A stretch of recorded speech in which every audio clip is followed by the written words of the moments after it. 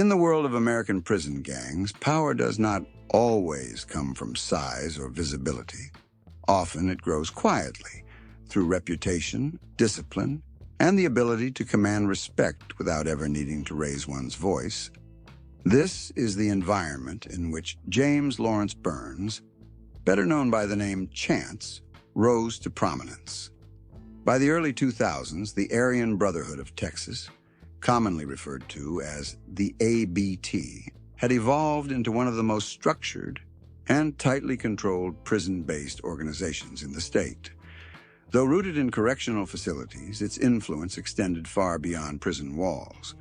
Through a system of ranks, codes, and delegated authority, the group maintained operations in the free world, allowing leadership to guide activities even while members were incarcerated. It was within this system that Chance Burns emerged as a key figure. Burns was not known as a loud public presence or a street-level enforcer. Instead, his reputation was built on organization and control. According to federal court records, Burns held the position of senior major, sometimes referred to as a free world major. This role placed him near the top of the ABT hierarchy, especially in the Dallas-Fort Worth area, one of the most strategically important regions in Texas due to its size, transportation corridors, and population density. In ABT structure, a senior major was more than a regional manager. He was a gatekeeper, someone trusted with oversight, coordination, and enforcement of internal rules. Burns' authority meant he did not need to be present for every decision. Orders moved through layers of subordinates, reinforcing the organization's disciplined chain of command. This system mirrored military-style organization. Leaders delegated tasks, collected dues, resolved disputes, and maintained loyalty. Burns' responsibility was to ensure the rules were followed and that violations were addressed swiftly and decisively. Within the ABT, discipline was not viewed as optional. It was considered essential to survival. For members, loyalty was everything. Cooperation with outside authorities, public disrespect toward leadership, or failure to follow directives were considered serious breaches of trust. Burns' role placed him at the center of enforcing these standards, making him both respected and feared within the organization. Yet what separated Burns from many others was not just authority. It was symbolism. To rise within a group like the ABT required a reputation for unwavering commitment. Burns demonstrated that commitment consistently, aligning himself fully with the organization's ideology and leadership expectations. Those above him trusted that instructions would be carried out. Those below him understood that rules were not suggestions.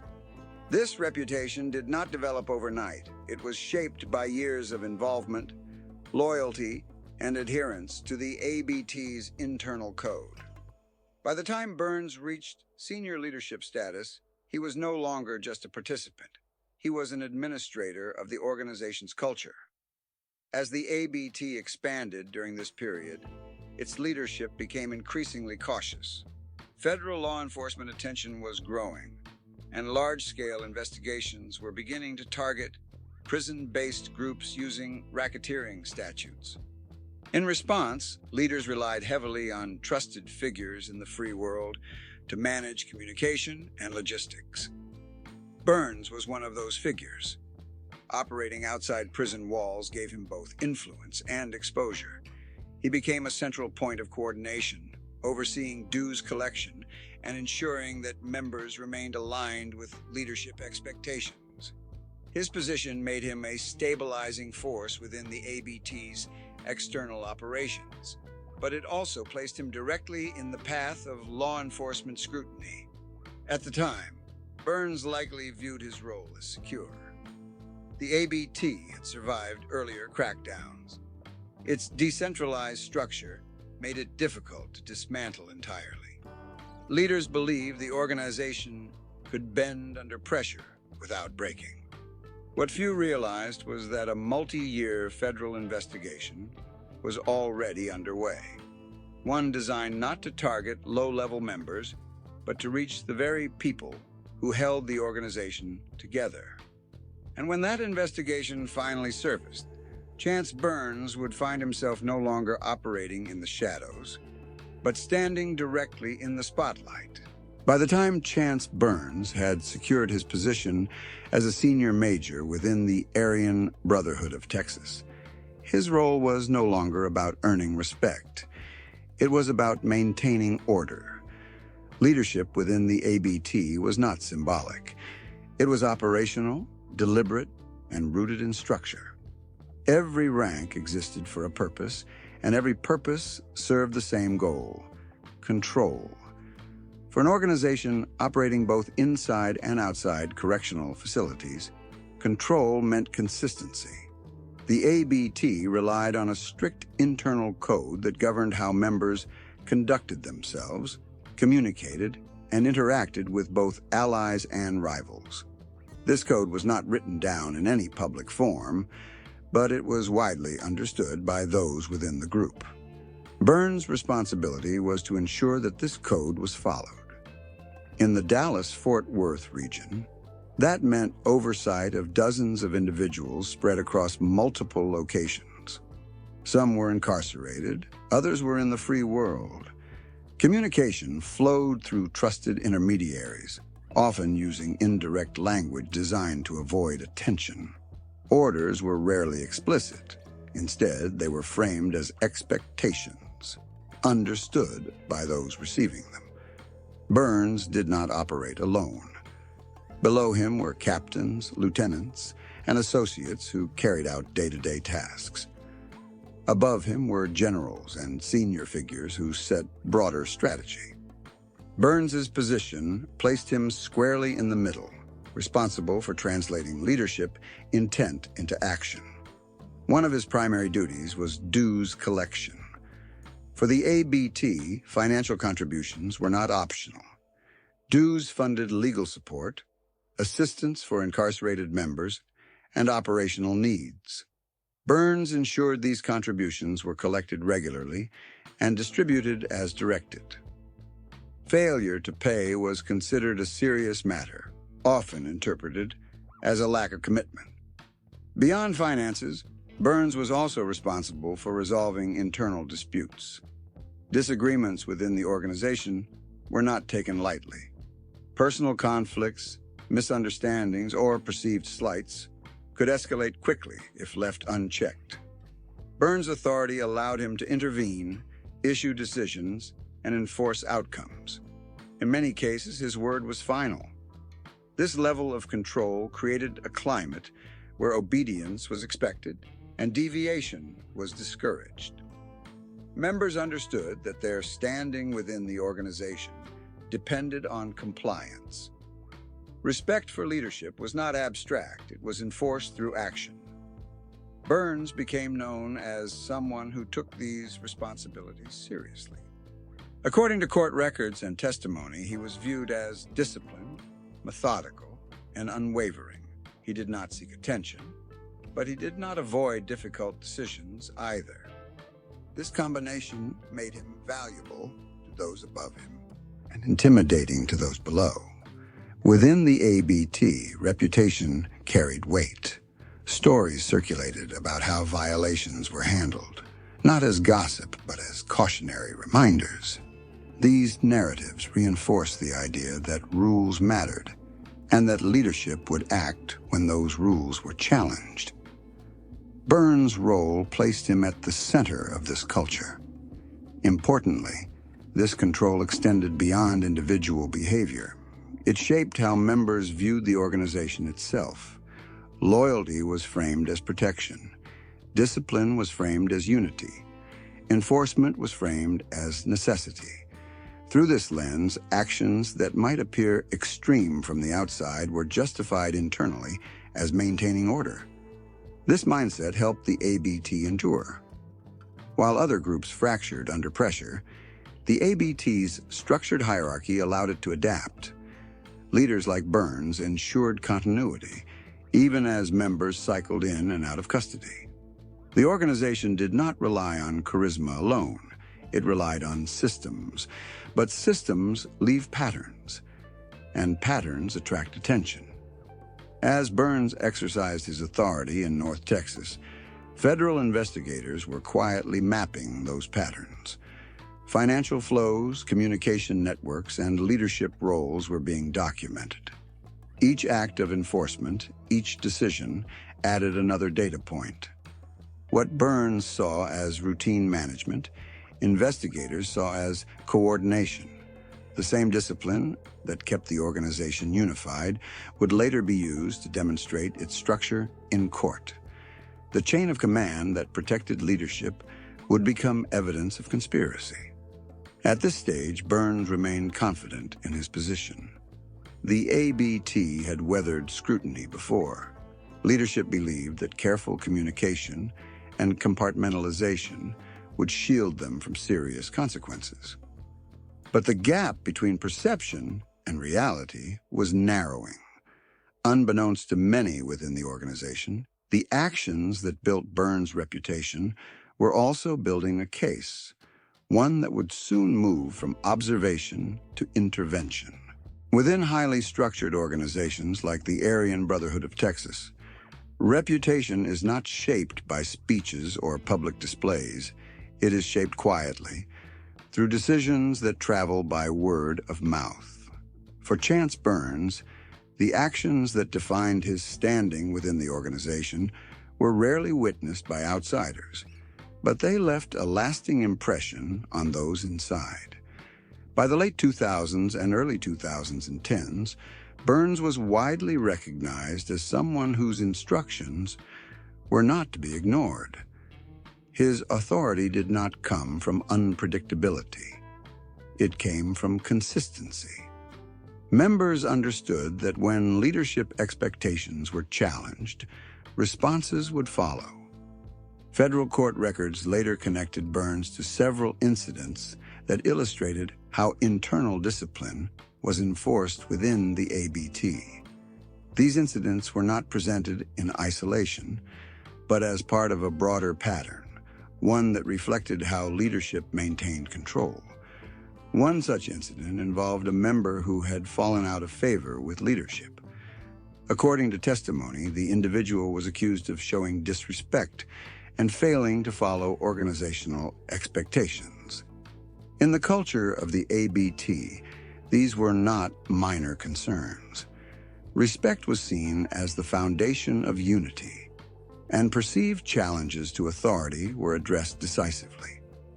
Burns was alleged to have ordered that the individual be brought before leadership to answer for these violations. What followed was framed internally as discipline rather than punishment, a way to send a clear message to others about the importance of compliance. Another incident tied to Burns involved a similar pattern. A member was reportedly taken from one location to another to be confronted about his conduct. Witnesses later described the encounter as intended to correct behavior and reinforce hierarchy. These accounts emphasize that Burns did not act spontaneously. Decisions were discussed, instructions were issued, and actions were carried out through intermediaries. In both cases, the purpose was the same: to reinforce boundaries. Within the ABT, leadership believed that allowing challenges to go unanswered would invite instability. Burns' role required him to respond to these situations not as personal conflicts, but as organizational matters. The message was always larger than the individual involved. These incidents became part of Burns' reputation. Among members, they were cited as examples of leadership resolve. Among investigators, they were viewed as evidence of coordination and authority. What one group saw as internal enforcement, the other saw as organized activity.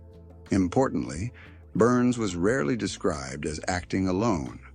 Testimony suggested that he operated within the ABT's established framework, relying on others to carry out directives. This separation between decision-making and execution was intentional. It protected leadership while ensuring that instructions were followed. But this structure also made the organization vulnerable. As federal investigators built their case, they focused not just on actions, but on relationships. Who gave instructions? Who carried them out? Who benefited? Burns' name surfaced repeatedly, not because he was visible, but because he was central. Each incident added another layer to the narrative being assembled. To investigators, these were not isolated disputes. They were examples of how the ABT maintained discipline and authority across regions. Burns' role as a senior major made him a key figure in understanding how decisions flowed from leadership to members. For Burns, these actions likely felt routine. He was fulfilling the responsibilities of his position. The organization's code demanded enforcement, and enforcement demanded follow-through. What he may not have fully realized was how these same actions were being interpreted elsewhere. In courtrooms and briefing rooms, Burns was not seen as a disciplinarian preserving order. He was seen as an organizer directing activity. The distinction mattered. By the early 2000s, the gap between internal perception and external interpretation had grown wide. The ABT continued to function, but pressure was building. Investigators were no longer simply observing, they were preparing. The incidents that had strengthened Burns' reputation within the organization were now strengthening a case against him. And as the federal investigation moved toward its final phase, the question was no longer whether leadership would be challenged, but when. By the time federal authorities moved from observation to action, the investigation into the Aryan Brotherhood of Texas had already been underway for years. What began as scattered intelligence had grown into a coordinated, multi-agency effort designed to address the organization at its highest levels. Rather than focusing on isolated incidents, investigators targeted structure, how the group operated, communicated, and sustained itself. This approach marked a shift. Law enforcement had long understood that prison-based organizations adapted quickly. Removing individual members rarely altered long-term operations. Leadership roles were filled, routines resumed, and influence continued. The goal of this investigation was different. It aimed to disrupt the system itself. At the center of that system were figures like Chance Burns. As a senior major operating in the Dallas-Fort Worth area, Burns represented exactly what investigators were looking for: someone with authority, reach, and documented influence. His position in the free world made him both valuable to the organization and accessible to law enforcement. The investigation relied on patience. Financial records were reviewed. Communication patterns were analyzed. Relationships between incarcerated members and those outside were carefully documented. Each piece of information was cross-referenced, building a picture of how decisions were made and enforced. Rather than relying on a single charge, prosecutors assembled a broader case using federal racketeering statutes. These laws allowed them to argue that the organization functioned as an ongoing enterprise, with leadership directing coordinated activity over time. For Burns, this meant that actions once viewed as internal management were now being reinterpreted as part of a larger conspiracy. In 2014, the investigation reached its conclusion. Federal indictments were handed down against 73 members of the Aryan Brotherhood of Texas in what officials described as a decisive effort to dismantle the group's leadership. The scope of the case was unprecedented in Texas, reflecting years of preparation. Burns was among those charged. Facing federal racketeering conspiracy allegations, Burns chose to plead guilty rather than proceed to trial. The decision reflected the strength of the case assembled against him. prosecutors had linked his leadership role, communications, and oversight responsibilities directly to the organization's operations. In October 2014, Burns was sentenced to 20 years in federal prison. The sentence marked a dramatic shift. A figure who once operated with autonomy and authority in the free world was now removed from active leadership. For the ABT, the loss of multiple senior figures created immediate disruption. Communication channels were severed. Regional oversight collapsed. Long-standing routines were broken. From the outside, the operation was described as a success. Officials emphasized that the goal was not just incarceration, but deterrence. By targeting leaders rather than foot soldiers, they aimed to send a clear message about accountability. The phrase decapitating the leadership became a common description of the effort. Inside the organization, the impact was complex. Some members viewed the arrest as a setback. Others saw them as a temporary challenge. The ABT had survived earlier crackdowns, and belief in the organization's resilience remained strong among loyalists. For Burns personally, the sentencing marked the end of one chapter and the beginning of another. Removed from daily operations, he no longer had the ability to issue instructions or manage regional affairs. But his influence did not disappear entirely. Reputation within groups like the ABT often outlasts physical presence. As Burns entered federal custody, questions remained. Had the investigation truly weakened the organization, or merely forced it to adapt? Could leadership be replaced, or had something fundamental changed? Those questions would become central in the years that followed as Burns, now confined but unrepentant, made clear that his views on loyalty and authority had not shifted. For many figures connected to large federal cases, sentencing marks a turning point, a moment of reflection or retreat from past affiliations. For Chance Burns, however, incarceration did not signal a public shift in identity. Instead, it marked a transition from active leadership to symbolic presence. Removed from the free world and the organizational responsibilities that once defined his daily life, Burns entered federal custody with his reputation already established. Among those who followed the Aryan Brotherhood of Texas closely, his name carried weight. He was remembered not as a fleeting participant, but as a disciplined administrator who had enforced the organization's internal code during a critical period. In 2016, Burns drew renewed attention during a prison interview that circulated beyond correctional walls. In the interview, Burns spoke candidly about the federal crackdown that had led to his conviction. Rather than expressing regret, he framed the investigation as a temporary disruption. He described the Aryan Brotherhood of Texas as weakened but resilient, using language that suggested endurance rather than defeat.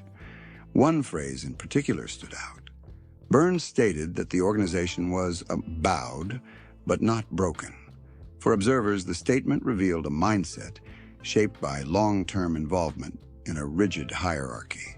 The loss of freedom, status, and authority had not altered his allegiance.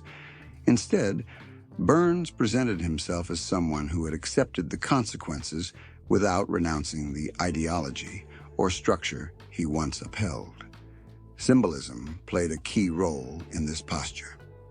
During the interview, Burns displayed a tattoo on his neck depicting a former ABT general who had cooperated with authorities, shown hanging from a gallows. The image was not explained in detail, but its meaning was widely understood within the prison gang subculture. It was a message. Within groups like the ABT, symbolism often replaces direct communication. Tattoos, imagery, and coded references serve as declarations of loyalty or warnings against betrayal. Burns' choice to display the tattoo publicly was interpreted by many as a deliberate signal. Cooperation was unforgivable, and allegiance remained absolute. From a broader perspective, the moment underscored how deeply identity can become tied to organizational affiliation. Even after removal from leadership and long-term incarceration, Burns continued to define himself through the values and narratives of the ABT. His statements suggested that physical confinement did not equate to ideological separation. For law enforcement and analysts, this raised difficult questions. If leadership figures remained loyal even after conviction, could dismantling organizational structures truly eliminate influence? Or did influence simply transform, shifting from operational control to symbolic inspiration? In the years following the 2014 indictments, the Aryan Brotherhood of Texas did experience fragmentation. Communication networks were disrupted, and leadership transitions created instability. Yet the organization did not disappear entirely. As with many prison-based groups, it adapted. Burns's legacy sits within this complex outcome. On one hand, his sentencing represented the success of a methodical federal strategy aimed at accountability. On the other, his continued expressions of loyalty illustrated the limits of enforcement alone in addressing deeply embedded belief systems. Today, James Lawrence Chance Burns remains incarcerated, serving a lengthy federal sentence. He no longer oversees regions or enforces rules, but his story continues to circulate, studied by investigators, referenced by analysts, and remembered within the subculture he once helped manage. In the end, his story is not just about one individual. It is about how power operates within closed systems, how authority is maintained through structure rather than visibility, and how identity, once formed, can persist long after the systems that created it are dismantled. The rise and fall of Chance Burns offers a window into that world, one defined by loyalty, discipline, and the lasting consequences of choices made in a pursuit of control.